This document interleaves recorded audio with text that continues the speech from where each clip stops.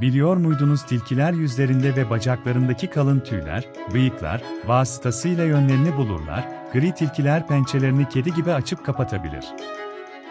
Kızıl tilkinin ortalama yaşam ömrü 2 ila 4 yıl arasında değişir. Yetişkin bir kızıl tilki, saatte 50 kilometre hızda koşabilir.